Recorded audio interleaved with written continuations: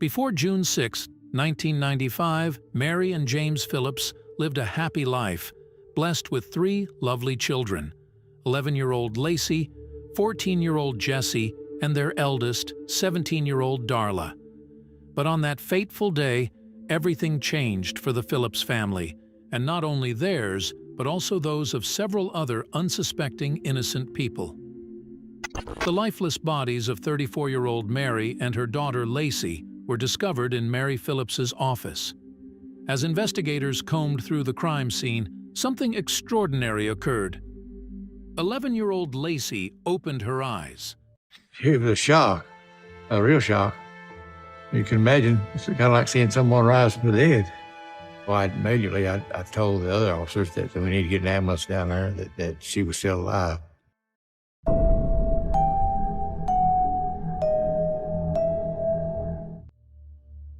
In the small town of Bald Knob, Arkansas, it was an ordinary day for the Phillips family.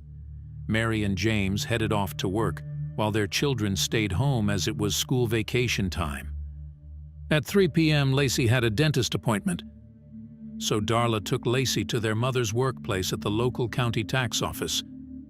I walked into the office and we chatted, laughed, nothing out of the ordinary. My mom kissed me goodbye and told me, "I love you," recalls Darla. Several hours had passed since Mary and her daughter Lacy were supposed to return home, but they were still nowhere to be found. James grew increasingly worried. This behavior was out of character for his wife. It seemed odd that Mary hadn't informed him of any delay. As the hours dragged on and darkness fell, there was still no sign of them. Concerned, James decided to call the police. The police dispatcher tried to gather as much information as possible about the missing individuals, questioning James about where Mary and Lacy might have last been. Armed with this information, the police opted to start their search at Mary's workplace, as that's where they were last seen. If nothing was discovered there, the plan was to check the dentist's office where Mary and Lacy had an appointment. The deputy arrived at the parking lot of the tax office. Strangely, there was only one parked vehicle, a pickup truck registered to Mary Phillips. After checking the license plate, he proceeded to the building, hoping that Mary might just be working late. Knocking on the door, he noticed that it was unlocked. Stepping into the dimly lit office with his flashlight, the officer illuminated the scene, revealing a chilling sight on the floor. It was the body of a young woman, partially undressed, her hands bound behind her back, and bruises marring her body. It was a harrowing scene even for the experienced officer. The evidence suggested a sudden and violent attack. Mary had fought desperately but had little chance against her assailant. Calling for backup, the police investigator began to meticulously examine the crime scene, focusing on every detail. Suddenly, a trail of blood caught his eye, leading to a closed door. Intrigued, the officer cautiously opened the doors and discovered a small bathroom with a toilet and sink. What awaited him inside was shocking. A young girl, lifeless and bound to a chair, with the signs of multiple blows to her head. As reinforcements arrived at the scene, the officer wasted no time and started capturing photos, ensuring to document every detail, including the two victims. But just as he began photographing the second crime scene, an unexpected turn of events unfolded. With the flash of the camera, Lacy opened her eyes. I woke up, I heard, and I thought, is there someone taking pictures? And I turned my head. And when I did, I heard a man say, "This one's alive." 11-year-old Lacy Phillips was alive, looking at the officer with frightened eyes. It was evident she couldn't comprehend the situation fully. Without hesitation, he assisted her to her feet and provided immediate medical attention. However, Lacy's concern was solely for her mother. She anxiously questioned the officer, "Where's my mother? Is she okay?" I told her that didn't need to worry about her mom, just need to worry about her right now. The severely injured girl was immediately taken to the nearest hospital. The girl underwent a critical battle for survival. Doctors fought for her life for several days. Upon initial examination, a broken jaw, A severe head injury and signs of strangulation on her neck were discovered. Despite the thorough investigation, the police were still at a loss, lacking any leads or potential suspects. It appeared the perpetrator had executed the crime meticulously and confidently. The sole glimmer of hope lay in extracting information from Lacy. Meanwhile, the elusive culprit remained free, instilling fear in the local community, as no one knew where he was or what he had in mind.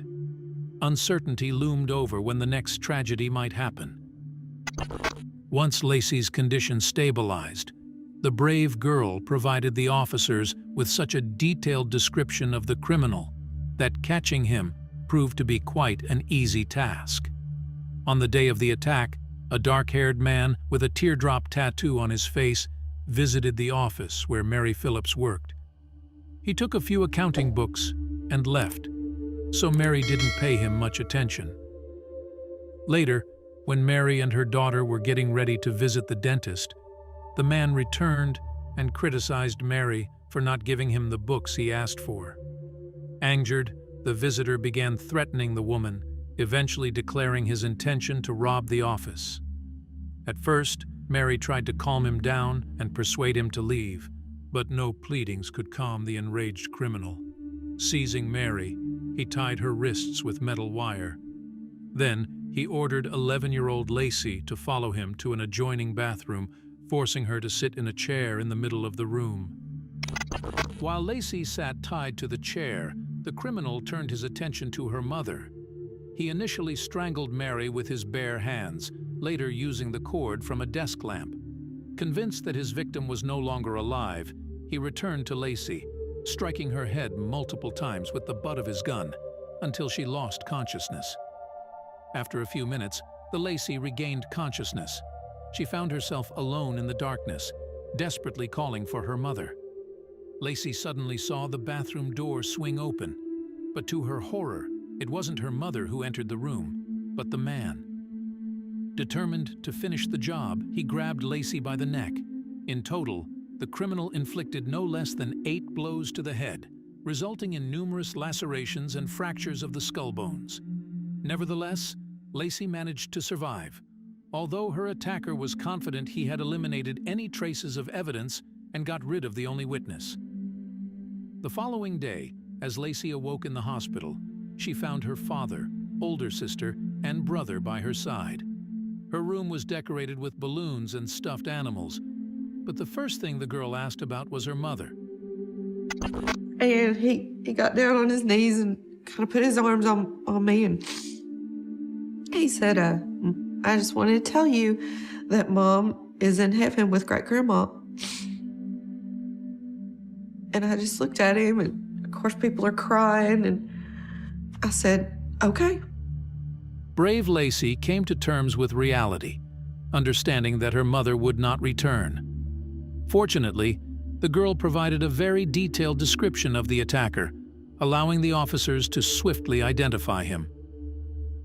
And I told him specifically from the head to the toes, everything he was wearing, you know, what he looked like. He had a teardrop tattoo on his face that I will always remember. Jack Harold Jones was born on August 10, 1964, in Toledo, Ohio. The closest person to Jones was his sister Lynn, who supported him through the toughest times since childhood. He was diagnosed with attention deficit disorder, hyperactivity, and there were also suspicions of bipolar disorder and antisocial personality disorder. In his childhood, he experienced many traumas that he didn't want to talk about even to his closest relatives. It is also known that Jones attempted to take his own life twice.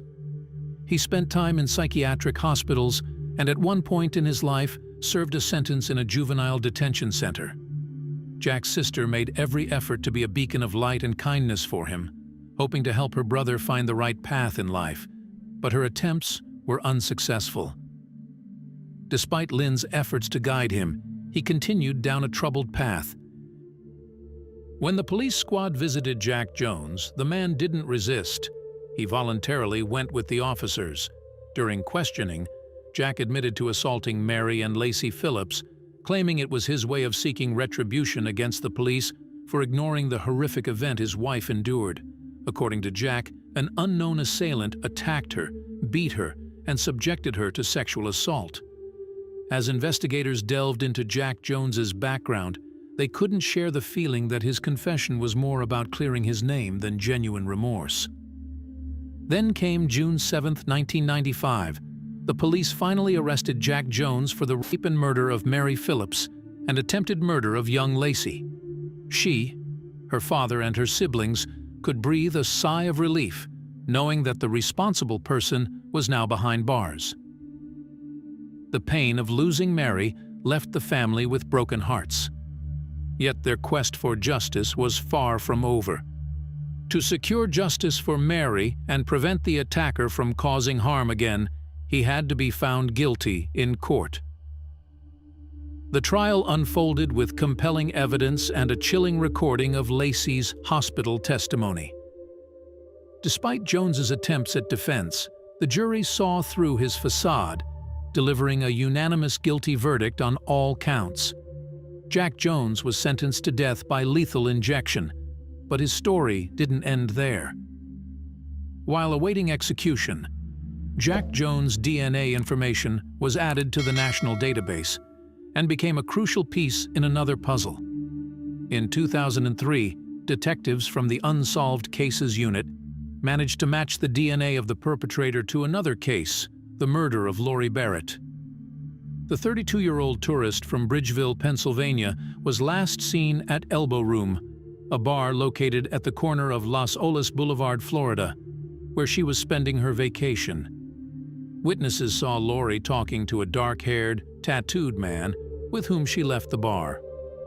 On June 1st, a cleaning lady found her lifeless body at the Days Inn Lauderdale Surf Motel. Immediately after the discovery, police officers created a facial composite with a detailed description of his tattoos and distributed numerous flyers throughout Broward County.